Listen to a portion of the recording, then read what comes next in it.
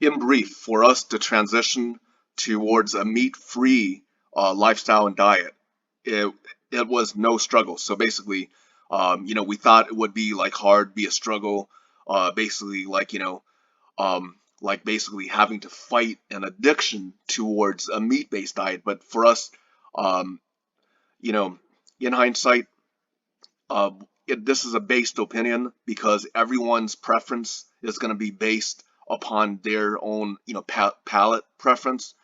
Basically, in our opinion, what made the transition to a meat-free lifestyle easy for us, basically we can't speak for anyone else, but people have different preferences. What made it really easy for us is the availability of great tasting vegetarian Indian style cuisine. So that's for us, that kind of summarizes what made our own journey towards giving up meat easy. Um, and briefly, on another note,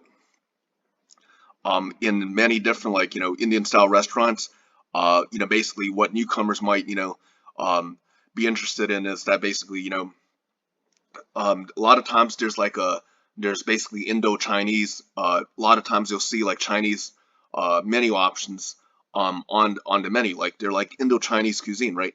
So they're not like hybrid.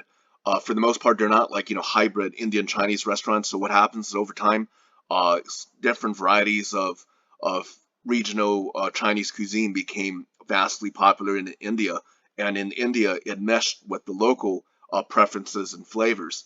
And so basically the different varieties of Chinese dishes localized. And basically, so in a lot of Indian style restaurants, you'll find like Indo-Chinese food. Basically, it's a unique variation. And so basically that's kind of interesting in terms of the different types of food that's available. So you could find every type of dish to satisfy one's palate. So there's so much diversity in food. Reflection on the transition towards a lacto-vegetarian lifestyle.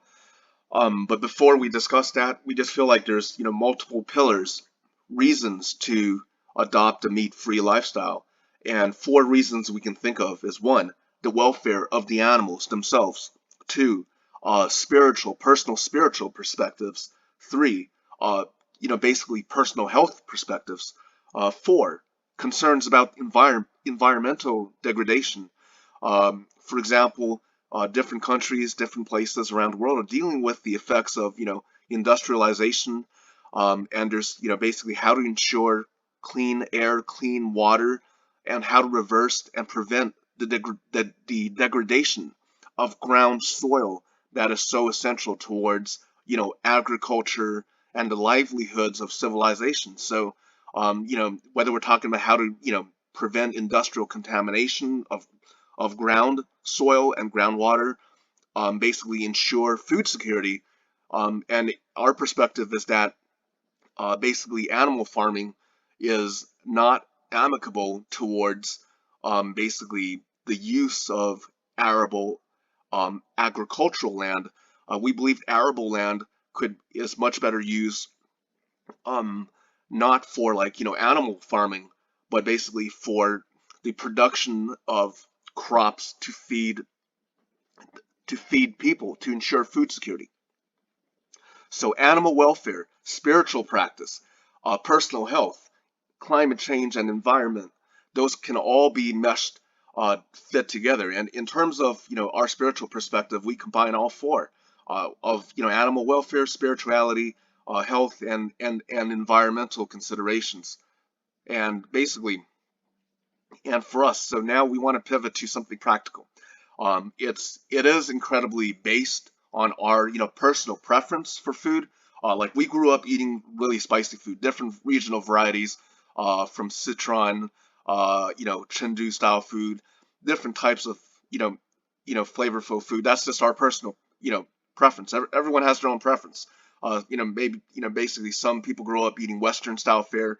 Uh, they might necessarily they might have a variety of foods they like, Western style fare, Thai food, Indian food, Chinese food, but we've always been, more drawn towards, more towards the higher, basically food that is spicy, kind of, up there on the heat level, not necessarily sattvic, but so for us, so just keep in mind that basically, first keep in mind that the cuisine of India is very diverse. So we don't want to be like painting a picture that, for example, you can find meat-based diets in India, right? So there's such diversity. There's linguistic diversity, cultural diversity, diversity of religions from Christianity to Islam to Sikhism, Jainism, multitude of different faith traditions, right? And there's great linguistic variation, and the cuisine is as diverse as the land is beautiful and diverse. Whether we're talking about Tamil Nadu, Kerala, uh, Uttar Pradesh, different regions, and there's different. So there's so much diversity in food. But um, basically in India, however, there's a wider availability of the type of food we're looking for, a lacto-vegetarian food, um, so a meat-free lacto-vegetarian food. So that's the kind of food we prefer, and basically for us the transition towards a non-meat lifestyle, not necessarily vegan, not vegan, but non-meat lifestyle in general.